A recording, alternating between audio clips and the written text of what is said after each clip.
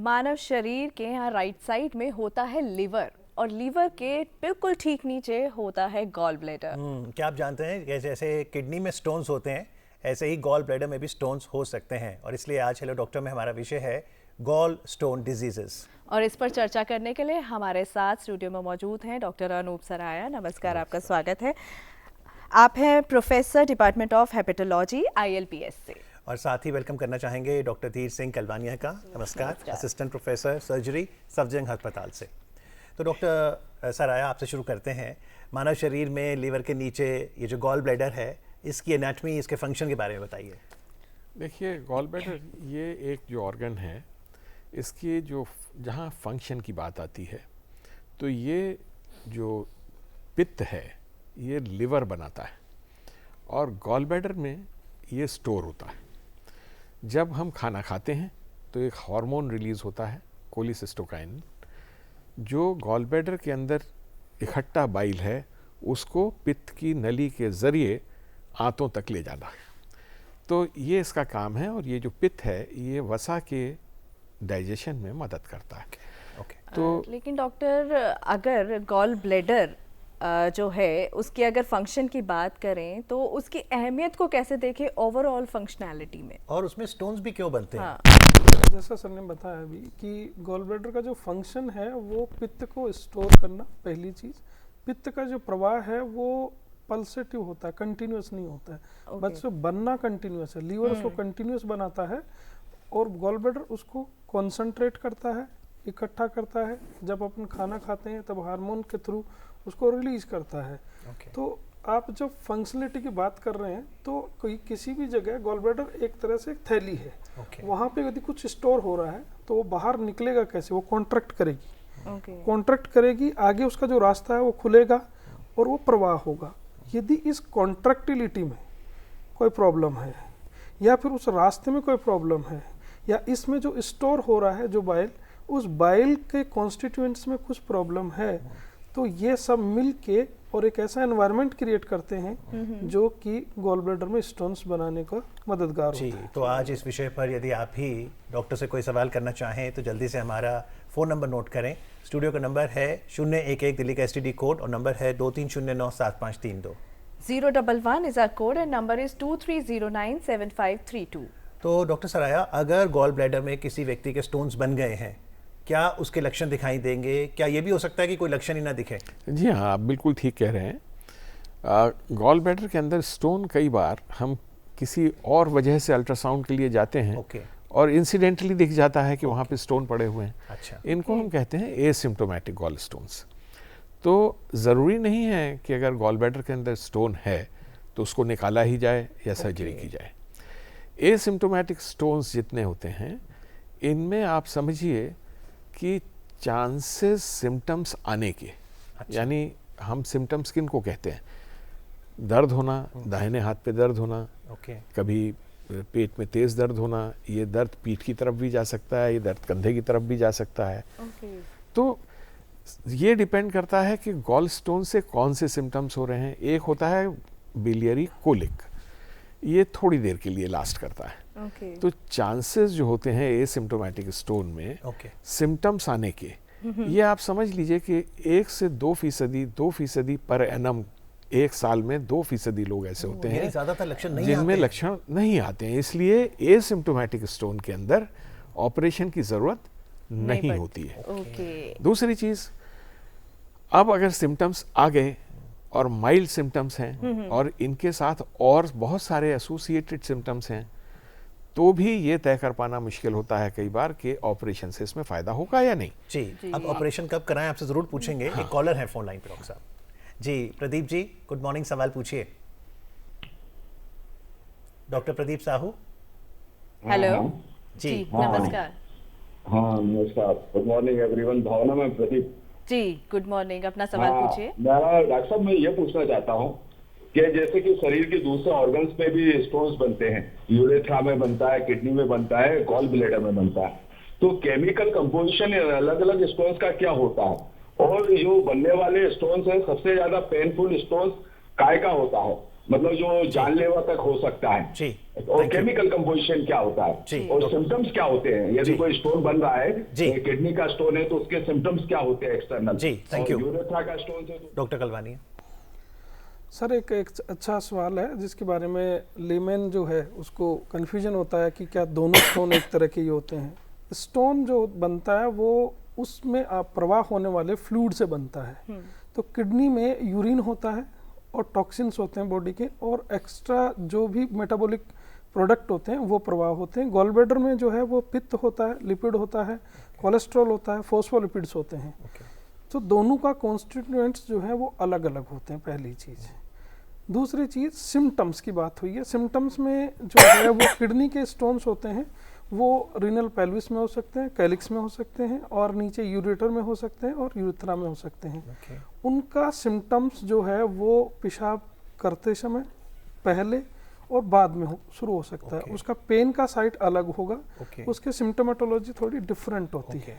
Gall bladder के जो stones होते हैं उनका केमिकल कंपोजिशन जो होता है उसमें कहीं ना कहीं बिलिरुबिन के साथ कैल्शियम फॉस्फेट, स्टेरिएट, कोलेस्ट्रॉल और मिक्स भी हो सकते हैं। जबकि यूरिन के जो स्टोन्स होते हैं, किडनी के जो स्टोन्स होते हैं, उसके अंदर यूरिक एसिड हो सकता है, जेंथिन हो सकता है, ऑक्जिलेट हो सकता है। जी, तो डॉक्टर सराया जांच कैसे करें? कब है कि आप अल्ट्रासाउंड के लिए कहते हैं या कोई और डायग्नोसिस? अगर कोई पेशेंट जो टिपिकल सिम्टम्स लेके आया है कि दाहिने तरफ ऊपर की ओर पेट में उसके दर्द हुआ, तेज दर्द हुआ, कभी कभी अब ये डिपेंड करता है कि दर्द थोड़ी देर के लिए हुआ, दर्द ज़्यादा देर हुआ, ये हम क्लिनिकली तय करते हैं कि ये सिर्फ बिलियरी कोलिक हो सकता है या कोलिसिस्टाइटिस है, यानी पित्त के थैली का इन्फ्लेमेशन। अगर ये पेन ज़्यादा देर लास्ट करता है, 6 घंटे से ज़्यादा देर लास्ट करता है, वॉमिटिंग हो रही है, कभी कभी उनमें पीलिया भी हो जाता है, अगर इन सारे सिम्टम्स के साथ है, बुखार भी आ रहा है, तो हम एक अल्ट्रासाउंड के लिए जाते हैं। ये भी हो सकता है कि गॉल स्टोन की वजह से कई बार वो स्टोन जब पास होता है उसकी पित्त की नली के ज़रिए तो वो नीचे कहीं रुकावट कॉज करता है, जिसकी वजह से पैनक्रेटाइटिस भी हो जाती है। ये पेन डिफरेंट किस्म का होता है। पेट में दर्द हो सकता है फिर? उसमें पेट में दर्द होता है, ये दर्द पीठ की तरफ जाता है, आदमी अक्सर झुकता है तो उसे आराम मिलता है। अगर इस तरह के सिम्टम्स हैं, कभी कभी पेट फूलने लगता है, तो हमें अल्ट्रासाउंड की जरूरत पड़ती है। पुणे से एक कॉलर हमारे साथ जुड़ गए हैं। नमस्कार, अपना सवाल पूछिए। मिस्टर चौहान। हाँ, हेलो, सवाल पूछिए। अच्छा, मैं पुणे से बोल रहा हूँ, कैप्टन नरेंद्र सिंह चौहान। जी कैप्टन। मेरे गॉल ब्लैडर में 15.3 mm का मैक्सिमम मल्टी स्टोन है। तो अभी मैं अचानक ही किसी वजह से अल्ट्रासाउंड कराने गया था तो ये निकला मुझे वहां पर। जी। तो अभी करीब 1 महीना पहले मेरा अचानक ही वेट बढ़ गया, करीब 10 kg। तो वो उसके लिए चेक कराने गया तो वहां पर मेरा फिर किडनी में प्रॉब्लम आया, तो किडनी का अभी जांच चल रहा है। तो ये स्टोन आपका स्टोन किडनी में है कि गॉल ब्लैडर में है? गॉल ब्लैडर में। और एक ही है 15?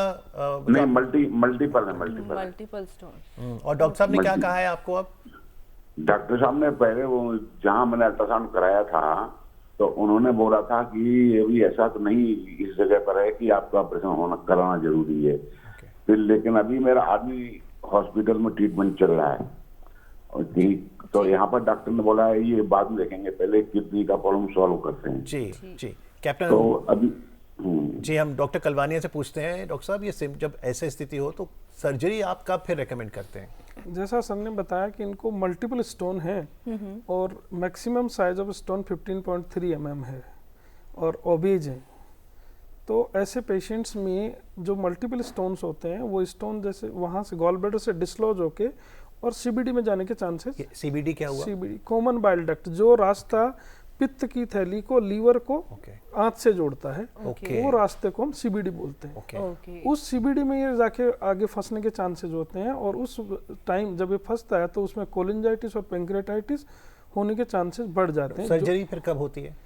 इनको मैं रिकमेंड करूंगा कि अपनी सर्जरी कराएं जिस सिम्टम्स के साथ आएं। इवन जिन पेशेंट्स में सिम्टम्स नहीं भी हों और इंसिडेंटली फाइंडिंग होता है और मल्टीपल स्टोन है तो चांसेज ऑफ कॉम्प्लिकेशंस बढ़ जाते हैं। डॉक्टर साहब, सर्जरी सुनते ही घबराहट होती है, क्या दवाइयों से नहीं आप केमिकल कॉम्पोजिशन को न्यूट्रलाइज कर सकते हैं? देखिए, ये डिपेंड करता है। जैसे अभी हमारे कप्तान साहब ने कहा, उनकी उम्र क्या है और चांसेस, जैसे मैंने कहा कि जो स्टडीज़ हैं उसमें ये देखा गया है कि जो सिम्टोमेटिक एसिम्टोमेटिक गॉल स्टोन्स हैं उनमें चांसेस सिम्टम्स आने के वो 2% से ज़्यादा नहीं है, और सिवियर सिम्टम्स यानी कोलिसिस्टाइटिस, पैनकिटाइटिस, ये जो होता है ये और भी कम होता है। जो शुरू में सिम्टम्स आते हैं वो ज़्यादातर बिलियरी कोलिक होते हैं, यानी डायरेक्टली वो पैनकिटाइटिस या कोलिसिस्टाइटिस लेके आए, इसके चांसेस 0.02%। दवाई का रोल क्या है?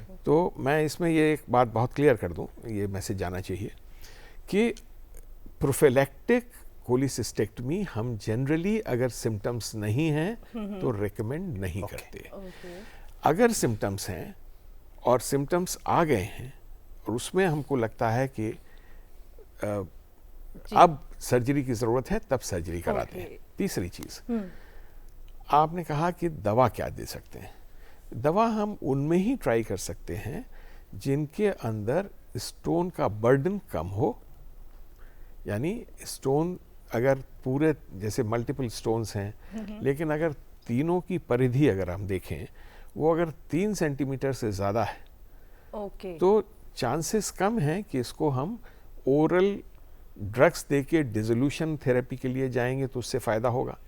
दूसरी चीज, इसको हम तोड़ सकते हैं, लिथोट्रिप्सी कहते हैं। तो लिथोट्रिप्सी से हम इसे तोड़ भी सकते हैं और उसके साथ दवा दे सकते हैं। तीसरी चीज, डॉक्टर कॉलर हमारे साथ जुड़ गए हैं, इस पर भी बातचीत करेंगे। लुधियाना से हमारे साथ एक कॉलर हैं। जी नमस्कार, अपना सवाल पूछिए। हेलो जी, अपना सवाल पूछिए। नमस्कार जी। नमस्कार। मेरे 2 सवाल हैं। एक्चुअली एक सवाल तो ये है कि मेरी मदर का गॉल ब्लैडर रिमूव कर दिया गया था, कुछ 4-5 साल हो गए स्टोन्स की वजह से। तो अब उनको क्या कॉशन देनी पड़ेंगी आगे, मतलब हाउ उनके सेहत पे आगे, या हमें कैसे मतलब देखना चाहिए कि आगे उनके ज्यादा इम्पैक्ट ना आए किसी चीज का। और दूसरा, मैंने सुना था कि सीड्स वगैरह से क्या स्टोन्स बनती हैं, जैसे वेजिटेबल के, टोमेटो वगैरह के सीड्स या गावा वगैरह के सीड्स अगर हम खा लेते हैं तो इनसे क्या स्टोन्स बनते हैं क्या? बस ये सवाल थे। देखिए, जहाँ तक आपने कहा कि सीड्स की सवाल, सीड का सवाल गॉल ब्लैडर स्टोन्स के लिए माने नहीं रखता। अच्छा। किडनी स्टोन्स के लिए हम कहते हैं कि जहाँ किडनी स्टोन, जैसे बताया डॉक्टर साहब ने कि ये ऑक्सलेट स्टोन्स हो सकते हैं, ये यूरिक एसिड के स्टोन्स हो सकते हैं, तो जिन चीज़ों में ऑक्सलेट ज़्यादा है उसको हम कहते हैं कि इसको कम लीजिए। लेकिन जो गॉल स्टोन बनता है ये या तो कोलेस्ट्रॉल स्टोन होता है या पिगमेंट स्टोन होता है, यानी बिलिरुबिन और कैल्शियम बिलिरुबिनेट होता है। तो इसका ताल्लुक नहीं है बीज की सब्जियों के साथ। कर दिया कि टमाटर या किसी और बीज से असर नहीं पड़ता, गॉल स्टोन पे असर नहीं पड़ता। लेकिन जो इनका दूसरा सवाल है कि इनकी मदर का गॉल ब्लैडर रिमूव कर दिया गया, तो डॉक्टर साहब ये जो गॉल ब्लैडर रिमूवल सर्जरी है ये कैसे होती है? क्या इसके लिए एनेस्थीसिया दिया जाता है? क्या टेक्नोलॉजी है? आज की तारीख में जो है वो गॉल ब्लैडर सर्जरी के बहुत सारी मॉडलिटीज़ हैं, जिसमें लेप्रोस्कोपी और रोबोटिक सर्जरी जो है आज की डेट में प्रैक्टिस्ड है। लेप्रोस्कोपिक कोलेसिस्टेक्टमी गोल्ड स्टैंडर्ड मानी गई है, जिसमें आप की होल सर्जरी लेमन लैंग्वेज में कह सकते हैं। तो उसमें हम लोग पेशेंट को जीए में करते हैं, जीए मतलब जनरल एनेस्थीसिया।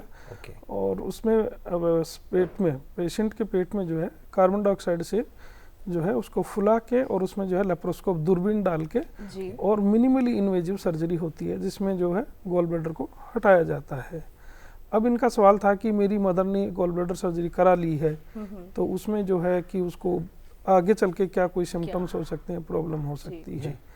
पहली चीज़ तो यह है कि उसमें आपको केमिकल कंपोजिशन यदि स्टोन का पता हो, जैसे किसी में कोलेस्ट्रॉल स्टोन बहुत होते हैं, तो आप ये कोलेस्ट्रॉल का जो है वो सुपर सैचुरेशन बाइल का ना हो, तो इसलिए कोलेस्ट्रॉल फ्री डाइट लें।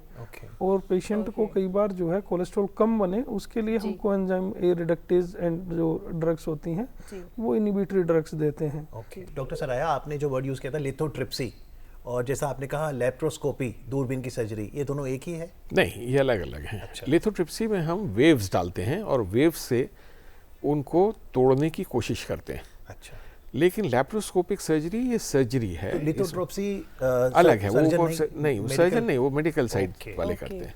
लिथोट्रिप्सी डिफरेंट है। ओके और ओरल डिसोल्यूशन थेरेपी जैसे मैंने कहा, लेकिन उसकी वैल्यू तभी है जैसे उन केसेस में जिसमें कि सर्जरी कॉन्ट्राइंडिकेटेड है, हाई रिस्क पेशेंट हैं, कार्डियक प्रॉब्लम है, उनकी सर्जरी नहीं हो सकती है। अच्छा। उस सूरत में हम ये सब चीज़ें ट्राई कर सकते हैं, क्योंकि डिसोल्यूशन रेट जैसे मैंने बताया ना कि डिसोल्यूशन के लिए ज़रूरी है कि एक तो स्टोन का बर्डन कम हो, जी कोलेस्ट्रॉल स्टोन हो जो कि डिसॉल्व होता है, तीसरी चीज़ गॉल ब्लैडर फंक्शनिंग हो।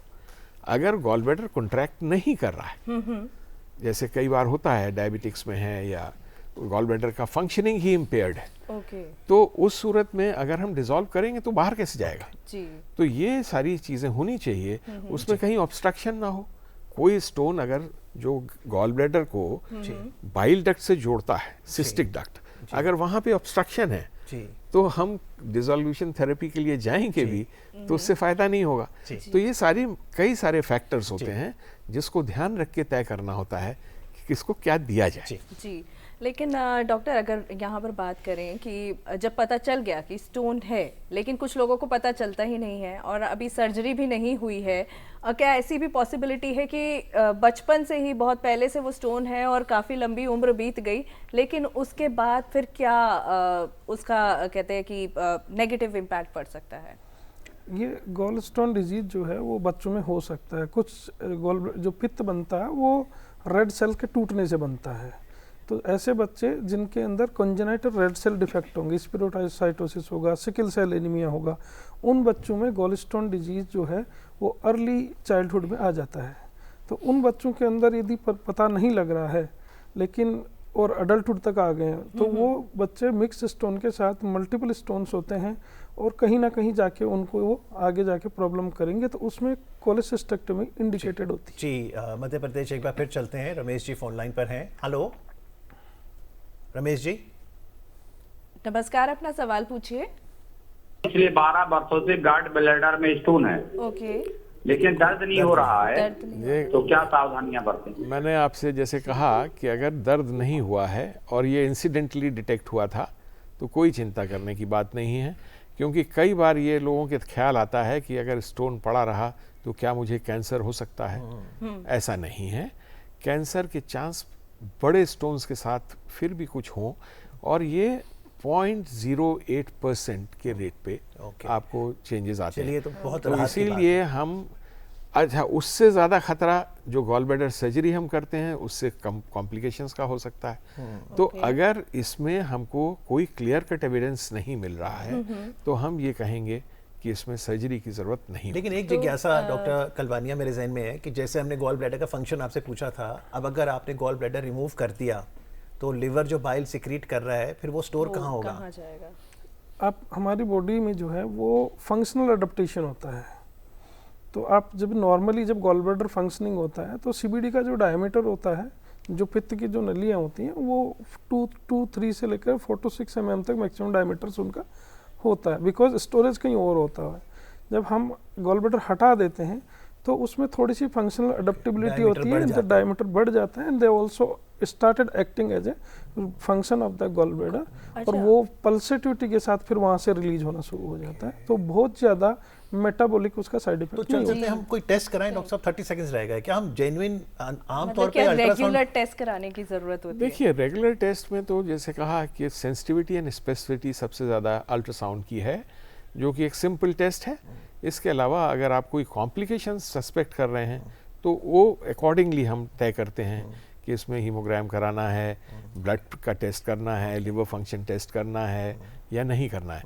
क्योंकि एक चीज़ मैं बता दूं, कोलेस्ट्रॉल का लेवल अगर सीरम में हाई है तो इसका मतलब ये नहीं कि उसमें चांसेस गॉल स्टोन के ज़्यादा हैं। ये जो कोलेस्ट्रॉल आता है ये लिवर सिंथेसाइज करता है, इसका सीरम से कोई ताल्लुक नहीं है। तो हम सिर्फ ब्लड का अगर लिपिड प्रोफाइल देखेंगे तो कोलेस्ट्रॉल के बेसिस पे हम ये नहीं कह सकते कि कोलेस्ट्रॉल स्टोन बनेगा। तो इसमें डिपेंड करता है सिम्टम्स कैसे हैं, एज ग्रुप कौन सा है। जैसे डॉक्टर साहब ने बताया कि बच्चे हैं तो हीमोलिसिस एक कॉज हो सकता है। जी बिल्कुल, तो हमें डिफरेंट टेस्ट करने पड़ेंगे। जी, लेकिन ज़रूरी है कि हम सभी हेल्दी लाइफस्टाइल को अपनाएं तो हम किसी भी बीमारी से बच सकते हैं। आज गॉल स्टोन डिजीज पर बात करने के लिए डॉक्टर कलवानिया आपका, डॉक्टर सराया आपका बहुत बहुत धन्यवाद। Thank you so much.